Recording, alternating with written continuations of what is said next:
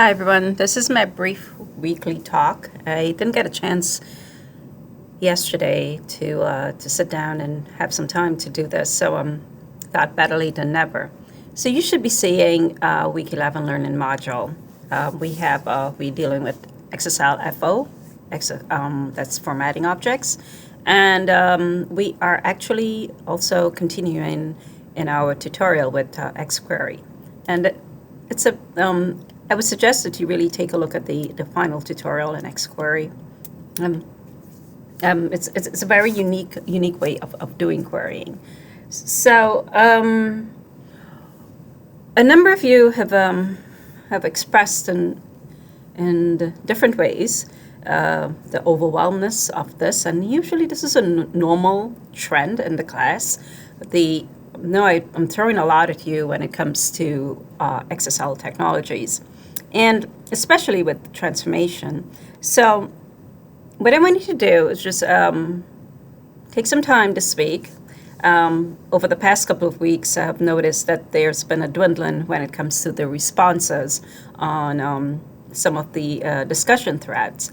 And as you may notice, that the participation for this class is going to be a combination of your participation on the discussion thread, group participation, and your whole group of participation pertaining to how your peers, your peer evaluation. So one of the things I'd like you to do this week is to take some time and go back to the past couple of weeks. That's I think week 8, week 9, and 11, and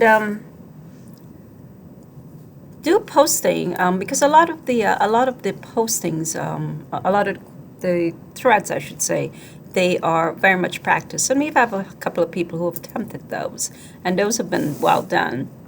But what I like to see is other people make attempts at those. So specifically, what I'm thinking about is the XSL practice, that particular thread. Take some time and respond to one of the questions there. Even if it's been addressed by someone else, you may have a different approach on how you actually think you're going to address that.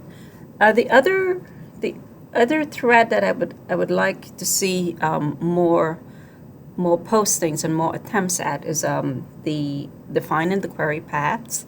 Again, that has been pretty slim. Just few people have actually made attempts there. So, and XML resources. Some of you have posted, but I know that a lot of you have looked at other sources. Please share that, so we have like a little pool of sources that work for you and why it resonated with you. So those are some of the 3 threads that I think that would require some additional input from others who haven't said anything over the past couple of weeks. But this week I'm going to take a sort of a different approach, and when it comes to the discussion thread. So for this week, I put out a couple of review questions there, going from schemas all the way to XSL technologies, and it's sort of giving you a good overview, and so that let you respond to any one of those threads and some perspectives. It's very broad, but in addition, what I've asked is that you get together as a group, you choose a topic, and there are 3 topics you choose from. You claim one of those topics. The idea being it's going to be a one-to-one relationship, and that if a group makes a claim on a topic, that is not available for the other group. So I want to, keep that diversity within that particular thread. And as a group, I'd like you to create a question for your colleagues to respond to. Now, this should not be a question that's sort of like a multiple choice, and then you just choose an answer. And it's it should be a question crafted so that when the respondent can address it based on their understanding of the concepts.